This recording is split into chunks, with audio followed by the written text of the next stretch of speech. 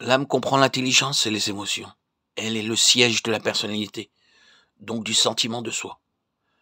Même quand le chrétien est affranchi des œuvres de la chair énumérées dans Galates 5, 19, 21, son intelligence, ses émotions peuvent recevoir les impulsions de la vie de l'âme animale, au lieu d'être animées par le Saint-Esprit qui habite l'esprit humain régénéré.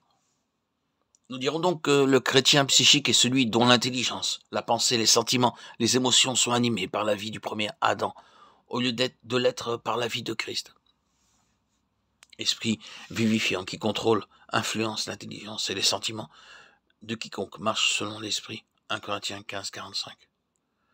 Le Saint-Esprit demeurant dans l'esprit peut rendre le croyant capable de crucifier les œuvres du corps, même lorsque son intelligence et ses sentiments sont restés charnels.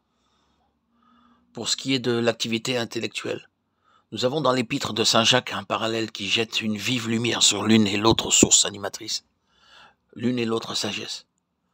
L'apôtre reproche à ses correspondants un zèle mauvais, un esprit de dispute, puis il écrit « Ce n'est point là la sagesse qui vient d'en haut, au contraire. Elle est premièrement terrestre, deuxièmement charnelle, troisièmement diabolique. Où il y a ce zèle et cet esprit de dispute, il y a du désordre et toute espèce de mal. Mais la sagesse qui vient d'en haut est d'abord pure, ensuite pacifique, modérée, conciliante, pleine de miséricorde et de bons fruits, exempte de duplicité et d'hypocrisie. Elle porte la marque divine et participe du caractère divin. Elle est sans partialité ni esprit de parti. La sagesse qui vient d'en haut n'est pas contaminée de vie psychique. Il ne s'y trouve plus de place pour le sentiment du moi, pour les opinions et points de vue personnels qui provoquent querelles, divisions, jalousie. Au contraire, elle produit la paix.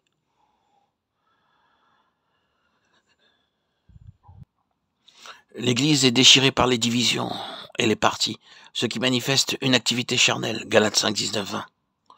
Plus grave encore est la cause de désunion dans l'Église militante, lorsque c'est l'intelligence animale qui est le facteur de division, et qu'une sagesse charnelle prétend exposer et annoncer la vérité, ce qui ouvre la porte aux démons. L'intelligence n'est pas seulement faillible, elle est le plus dangereux de tous les dons, aussi longtemps qu'elle n'est pas sous la dépendance de l'Esprit de Dieu. Et cependant, que de chrétiens qui recourent à elle pour saisir et comprendre la vérité, malgré la dégradation formelle des Écritures. L'homme, le chrétien, dont l'âme est restée la force animatrice, n'accueille point les choses qui sont de l'esprit, parce qu'elles ne peuvent être discernées que spirituellement. C'est souvent l'élément psychique chez les orateurs, les conférenciers, exposant le sujet de la sainteté nécessaire qui provoque les divisions et les séparations. Il peut y avoir de l'amour dans leur cœur, il est vrai, mais il n'empêche que ceux-ci divisent, car les puissances sataniques s'appuyant sur les éléments psychiques agrandissent et exagèrent toujours les divergences, au lieu de souligner ce qui unit.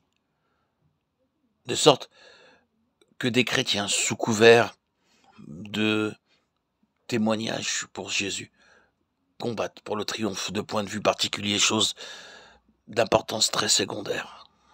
Ces croyants sincères qui veulent être un moyen de bénédiction pour leur entourage parcourent les terres et les mers pour faire un prosélyte, comme les pharisiens, dont parlait le Seigneur Matthieu 23, 15. Mais ils ne s'en rendent pas compte.